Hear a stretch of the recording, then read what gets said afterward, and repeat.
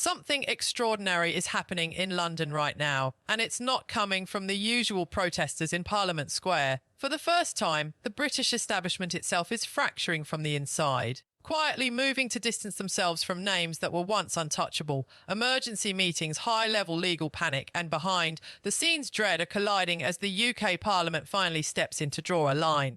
This isn't just another tabloid scandal or a passing news cycle. It's a test of whether British power is governed by the rule of law or by the secrets of a dead man. Because right now, the rebellion isn't coming from the gates of Downing Street. It's coming from the Cabinet Office. And that's where the real danger always begins. Because as of February 2026, the Metropolitan Police are officially reviewing reports of misconduct in public office that trace all the way back to the height of the global financial crash. This isn't just about bad friendships. It's about allegations that market-sensitive government secrets were funneled to Jeffrey Epstein's private inbox using redacted codenames like John Pond. And the reason this revolt matters is that the guardrails of the British system are finally activating against one of its own architects. When names like Peter Mandelson and Andrew Mountbatten Windsor are being openly called a moral obligation by the Prime Minister's inner circle, you know the era of protection is over. The system is no longer shielding them. It's trying to survive them. Because at the heart of this entire storm is a simple but terrifying reality that even seasoned diplomats are struggling to process out loud.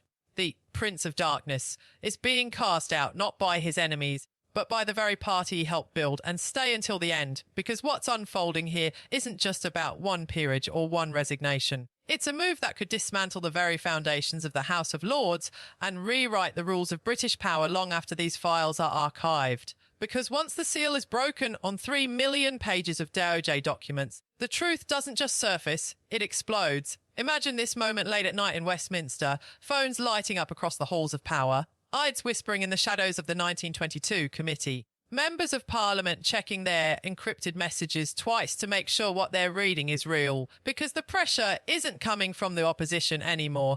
It's coming from the documents themselves. And for the first time in decades, the rebellion isn't coming from the streets. It's coming from the cabinet. And that's where the real danger always begins.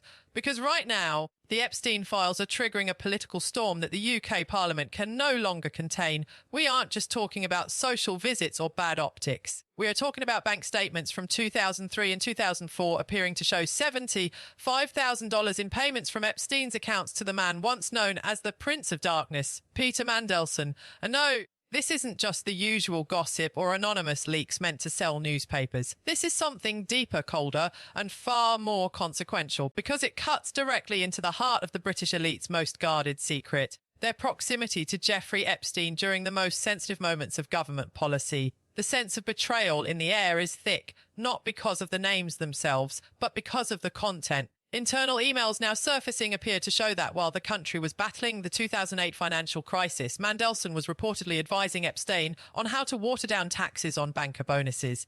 This isn't just a scandal, it's a breach of the public trust that goes to the very top of the executive branch. And as the sun rises over the Thames, the realization is setting in, the guardrails are finally moving. When the Prime Minister's own office starts using words like or moral obligation to describe why Mandelson and Andrew Mountbatten Windsor must testify, the message is clear. The era of the inner circle, protection is dead. The files have become the judge, the jury and the executioner. And for those whose names are written in the margins of Epstein's ledger, there is nowhere left to hide. The reason this storm matters is not just that the public feels betrayed over decades of silence. It's that lawmakers themselves are beginning to openly move against the figures the system has spent years protecting. And when that happens, when the guardrails inside the constitutional monarchy start to activate, those in power don't respond calmly, they panic, they resign, they disappear. And that's exactly what we're watching unfold right now. A political class leaning hard into distraction and procedural delays to protect itself from internal collapse. Because at the heart of this entire revolt is a simple but terrifying reality that even seasoned diplomats are struggling to process out loud.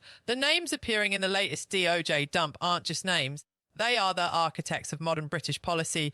We aren't just talking about social visits anymore. We are talking about records that appear to show Peter Mandelson, the man who once held the keys to the UK economy, receiving 3 separate payments of $25,000 from Epstein's JP Morgan accounts. And when that information collided with emails showing Mandelson allegedly forward a confidential government memo on the 2008 banking collapse directly to Epstein, the silence in Westminster finally broke. This isn't just a scandal. It's a structural failure because no one in the UK voted for a government where sensitive economic policy was being reviewed by a convicted criminal in a New York townhouse. And as the Metropolitan Police confirm, they are officially reviewing reports of misconduct in public office. The realisation is setting in, the shield is gone. The era where a peerage or a royal title could bury the truth has ended. And the people who once thought they were untouchable are now finding out that in 2026, the law doesn't care about your best pal status. And when Senator Chris Murphy's warnings in the US were echoed by the SNP and Reform UK in London, it landed like a shockwave, because once you strip away the titles and the royal standing, what you're left with is a scenario where the Prince of Darkness himself, Peter Mandelson, has been forced to resign from his own party. Not over a policy disagreement, but over 3 million pages of records detailing a warm relationship with a man he once called his best pal. Because London is not a blank space on a map for international financiers. It is the heart of the global banking system, meaning that any leak of market-sensitive information to a figure like Epstein isn't just a personal lapse. It's a legal and strategic nightmare that theoretically places the United Kingdom's economy in the hands of a blackmailer. The fact that lawmakers are now having to seriously explain this to the public is itself a sign of how unmoored the conversation has become. No one in the UK voted for a government that shares its inner circle with a global predator. And yet here we are, passing emails, weighing testimonies, and watching members of the Prime Minister's own circle quietly, but firmly try to shut the door before it's kicked open by a subpoena. This is where the Epstein worldview becomes critical to understanding the backlash, because he didn't process relationships as friendships or social obligations. He processed them as leverage, as insurance policies that could be cashed in if the walls ever closed in. And that mindset might work in the boardroom, but in global politics, it gets people killed, or at the very least, it ends centuries of institutional tradition. British MPs know this. They understand that once a leader frames these connections as peripheral, but the documents show emails about banking bailouts and the 2008 financial crash. The machinery of oversight starts moving whether the palace likes it or not, which is why the Parliamentary Standards Act suddenly became the new battlefield, not as an abstract constitutional debate, but as an emergency brake. And when that brake was pulled, when Republicans in the US and the SNP in London joined forces to demand full disclosure, the response from the elite wasn't negotiation. It was rage denials and sudden departures. Because that's what happens when people who believe their status is personal realise it's actually conditional. The reported phone call from Keir Starmer to the House of Lords wasn't just about one peerage. It was about the shock of discovering that loyalty has limits, that even in the House of Lords, there are lines that can't be crossed without the system eventually spitting you out. And for the establishment, this resistance feels existential. Their entire strategy for the last second term of the Labour government hinged on projecting stability and control. And nothing undermines that faster than members of your own party telling you that a lord must be stripped of his title, especially when the issue at stake is national security and the protection of the state. This is where the narrative accelerates, because faced with the truth, the system doesn't retreat. It reframes. It reaches for the language of national security to hide the names, declaring certain files off, limits not to protect the public, but as a political weapon to protect the guilty. The sudden focus on legal privilege fits perfectly into this pattern because it allows them to cast themselves as defenders of the law while portraying the investigators as obstacles, even though the underlying reality is far more complicated, involving long timelines of payments, osteopathy courses funded by tainted money, and underwear photos that are surfacing in the DO dump. But complexity has never been the point. The point is dominance, distraction, and control of the narrative, because security reviews change the rules, they centralise authority and shift attention away from uncomfortable questions.